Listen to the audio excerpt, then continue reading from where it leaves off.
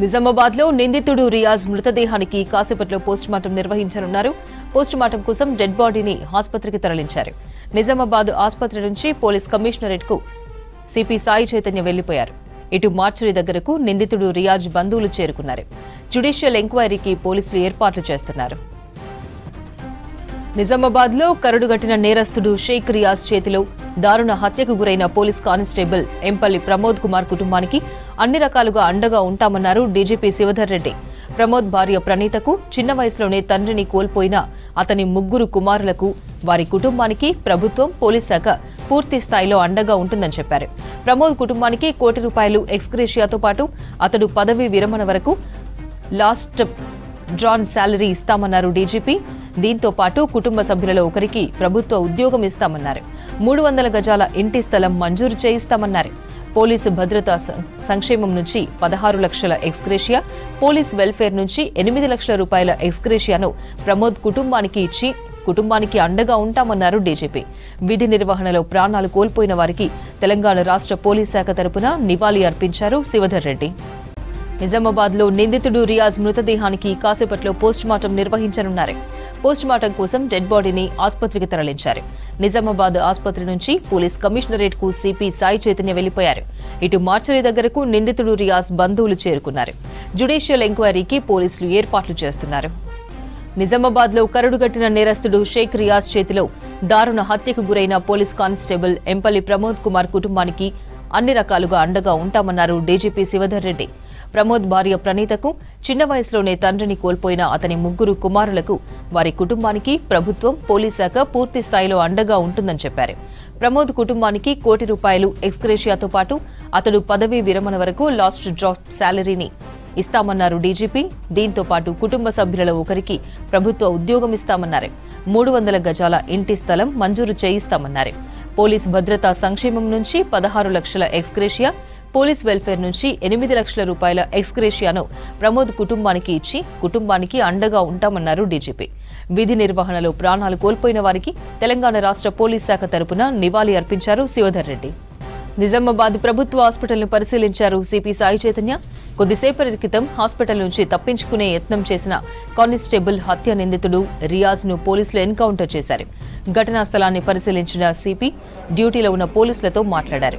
నిందితుడు రియాజ్ దాడిలో గాయపడిన కానిస్టేబుల్ ను పరామర్శించారు సిపి.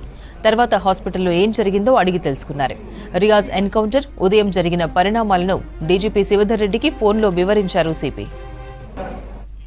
నిజామాబాద్ ప్రభుత్వ హాస్పిటల్ను పరిశీలించారు సిపి సాయి చైతన్య. కొద్దిసేపటి క్రితం హాస్పిటల్ నుంచి తప్పించుకునే యత్నం చేసిన కానిస్టేబుల్ హత్య నిందితుడు రియాజ్ ను పోలీసులు ఎన్కౌంటర్ చేశారు. ఘటనా స్థలాన్ని పరిశీలించిన సిపి డ్యూటీలో ఉన్న పోలీసులతో మాట్లాడారు. నిందితుడు రియాజ్ దాడిలో గాయపడిన కానిస్టేబుల్ ను పరామర్శించారు సిపి. తర్వాత హాస్పిటల్లో ఏం జరిగిందో అడిగి తెలుసుకున్నారు. రియాజ్ ఎన్కౌంటర్, ఉదయం జరిగిన పరిణామాలను డీజీపీ శివధర్ రెడ్డికి ఫోన్లో వివరించారు సిపి. నిజామాబాద్లో కానిస్టేబుల్ హత్య కేసు నిందితుడు రియాజ్ ఎన్కౌంటర్ అయ్యాడు. నిజామాబాద్ ప్రభుత్వ ఆసుపత్రిలో కానిస్టేబుల్ నుంచి గన్ లాక్కొని పారిపోయేందుకు యత్నించాడు రియాజ్. ఈ ప్రయత్నంలో ఏఆర్ కానిస్టేబుల్ కు తీవ్ర గాయాలయ్యాయి. కానిస్టేబుల్ పై దాడి చేసి పారిపోతున్న రియాజ్ పై పోలీసులు కాల్పులు జరిపారు. దీంతో హాస్పిటల్లోనే రియాజ్ చనిపోయాడు. రియాజ్ గన్తో పోలీసులపై కాల్పులు జరిపే ప్రయత్నం చేశాడని చెప్పారు పోలీసులు. ప్రజల ప్రాణాలు కాపాడే క్రమంలోనే రియాజ్ పైకి కాల్పులు జరపాల్సి వచ్చిందన్నారు. ఇక దీనిపై మరిన్ని డీటెయిల్స్ రజనీకాంత్ అందిస్తారు. రాష్ట్ర వ్యాప్తంగా సంచలనం కలిగించిన కానిస్టేబుల్ ప్రమోద్ హత్య కేసులో ప్రధాన నిందితుడు రియాజ్ కొద్దిసేపటి క్రితం నిజామాబాద్ ఆసుపత్రిలో చనిపోయాడు.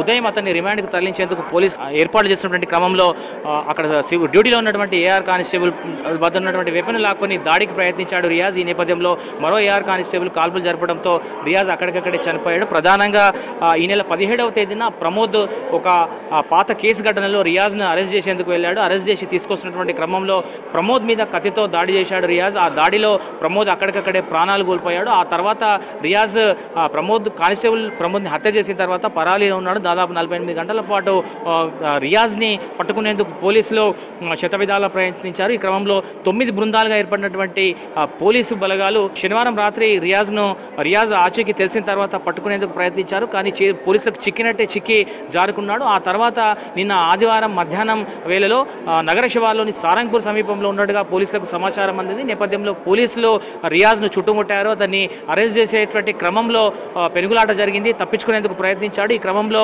ఆసిఫ్ అనేటువంటి వ్యక్తి అతన్ని అడ్డుకున్నాడు. పట్టుకునేటువంటి ప్రయత్నం చేసినప్పుడు ఆసిఫ్ మీద కూడా రియాజ్ కత్తితో దాడి చేశాడు. ఆ దాడితో పాటు ఆసిఫ్తో పెనుగులాట కూడా జరిగింది. ఆ క్రమంలో ఆసిఫ్తో పాటు ఇటు రియాజ్కు కూడా గాయాలయ్యాయి. రియాజ్కు తల ఛాతిపైన గాయాలయ్యాయి. ఈ క్రమంలో పోలీసులు రియాజ్ను అరెస్ట్ చేసి జిల్లా జనరల్ ఆసుపత్రికి తీసుకొచ్చారు చికిత్స నిమిత్తం. చికిత్స తర్వాత అతన్ని రిమాండ్కు తరలించాల్సి ఉండింది. ఈ ఉదయం అతన్ని రిమాండ్కు తరలించేందుకు అటు బంధువులకు కూడా ఆయన ఇంటి కుటుంబ సభ్యులకు కూడా పోలీసులు సమాచారం ఇచ్చారు. ఆ తర్వాత రిమాండ్కు తరలించేటువంటి సమయంలో అతను వాష్రూమ్కు వెళ్ళినట్టుగా తెలుస్తుంది. వాష్రూమ్కు వెళ్తున్నటువంటి క్రమంలోనే డ్యూటీలో ఉన్నటువంటి విధుల్లో ఉన్నటువంటి ఏఆర్ కానిస్టేబుల్ వద్ద ఉన్నటువంటి వెపన్ను లాక్కునే ప్రయత్నం చేసిండు. ఆ వెపన్ను లాక్కొని డ్యూటీలో ఉన్నటువంటి సిబ్బంది మీద దాడి చేసే ప్రయత్నం చేసిండు. ఆ క్రమంలో మరో కానిస్టేబుల్ కాల్పు జరపడంతో రియాజ్ అక్కడికక్కడే చనిపోయాడు.